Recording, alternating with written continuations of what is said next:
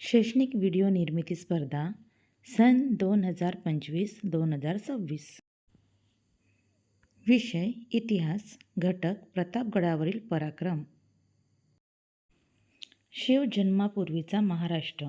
शिवाजी महाराजांचा जन्म होण्याआधी महाराष्ट्रामध्ये काय परिस्थिती होती ती आता आपण बघूया. संत तुकाराम महाराज हे शिवाजी महाराजांच्या काळात होऊन गेले. संत तुकाराम महाराज पुण्याजवळील देहूगावचे राहणारे होते. त्यांनी दया, क्षमा, शांती यांची शिकवण लोकांना दिली.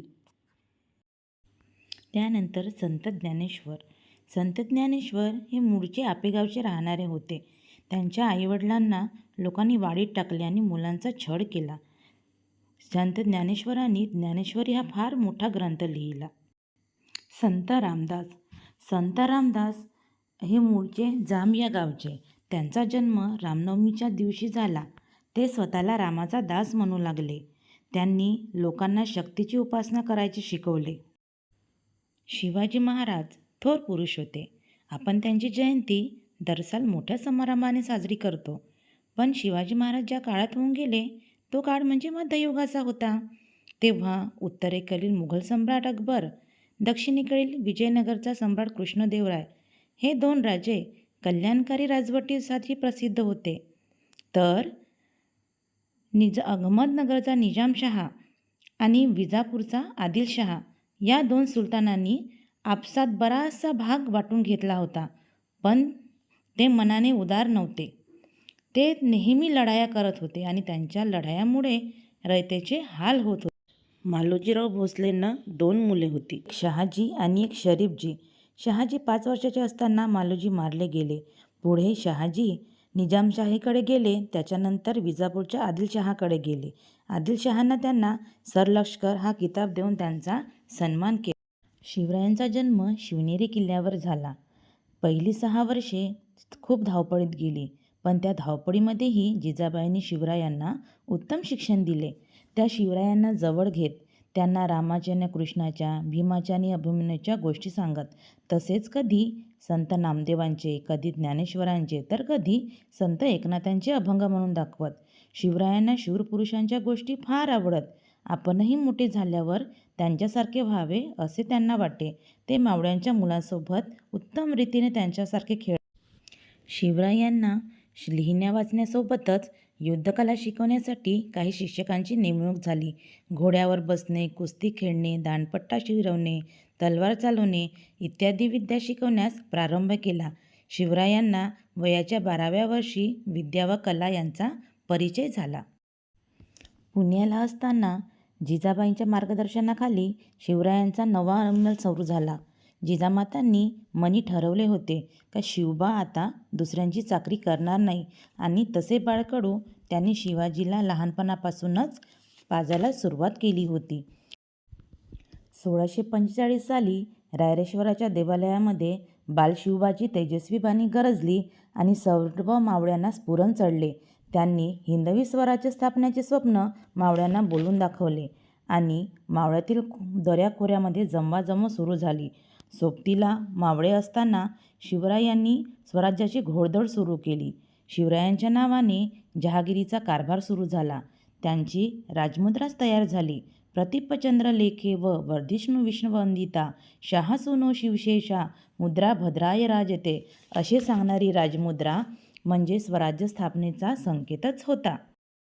शिवरायांकडे पुणे, सुपे, चाकण व इंदापूर या परगण्यांची जहागीर होती. जहागिरीतील सर्व किल्ले विजापूरच्या अधिकाऱ्यांकडे होते. शिवाजीने ठरवले, आपल्याला स्वराज्य पाहिजे असेल तर किल्ले ताब्यात असणे आवश्यक आहे. त्यांचे लक्ष तोरणा किल्ल्याकडे. तोरणा किल्ल्यानंतर रायरीचा प्रचंड किल्ला स्वराज्यात आला. शिवरायांनी त्याचे नाव रायगड ठेवले. त्यानंतर त्यांनी जवळच असलेल्या भोरप्या डोंगरावर एक नवीन किल्ला बांधला. त्याचे नाव प्रतापगड ठेवले. प्रतापगडावरील पराक्रम. शिवरायांच्या वाढत्या हालचाली ऐकून आदिलशाही दरबार काळजीत पडला. शिवरायांचा बिमोड कोण करायचा या प्रश्नावर सर्वजण शांत बसले. तेवढ्यात धिप्पाड देहाचा अफजल खान उभा राहिला आणि म्हणाला, कोण शिवाजी? कुठला शिवाजी? त्याला मी जिवंत कैद करून इथे पकडून घेऊन येतो आणि तसा न सापडला तर त्याला ठार मारून विजापुरी आणतोच आणतो. अफजल खान भली मोठी फौज घेऊन शिवाजीचा विडा उचलला आणि तो शिवाजीकडे वाटचाल करू लागला. शिवरायांनी आपल्या स्वराज्यावरील संकट ओळखले आणि ते लगेच प्रतापगडाकडे गेले. शिवराय प्रतापगडाकडे गेले ही बातमी खानाला कळताच तो चिडला. त्याला माहीत होता प्रतापगड म्हणजे अतिशय उंच डोंगर, तिथे चालून जाणे सोपे नाही. खानाच्या डावपेचाने जेव्हा शिवराय प्रतापगडावरून खाली आले नाही तेव्हा त्यांनी प्रेमळपणाचे सोंग घेतले आणि शिवरायांना निरोप पाठवला. तेव्हा शिवरायांनी सुद्धा ओळखले की खानालाच आपण प्रतापगडाखाली खेचून आणू.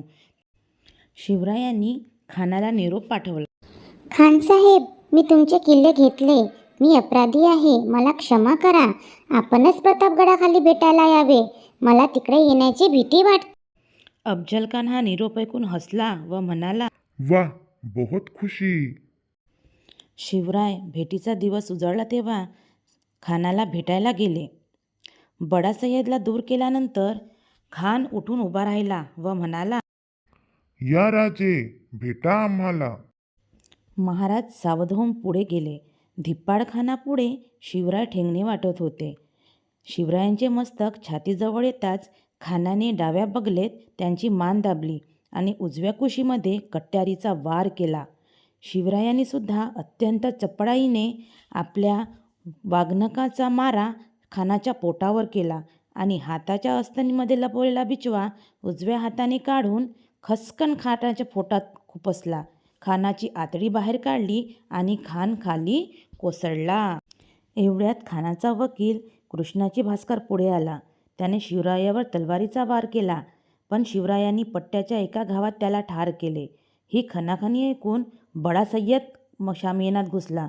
तो शिवरायावर वार करणार एवढ्यात जिवाजी महालात धावून आला आणि बडा सय्यदचा वार आपल्या अंगावर घेतला. म्हणून तेव्हापासून ही म्हण रूढ झाली की होता जिवा म्हणून वाचला शिवा. अशा प्रकारे शिवरायांनी अत्यंत चपळाईने आदिलशाहीमधील बलाढ्य सरदाराला मात दिली. या घटनेमुळे शिवरायांचे नाव सगळीकडे दुमदुमले.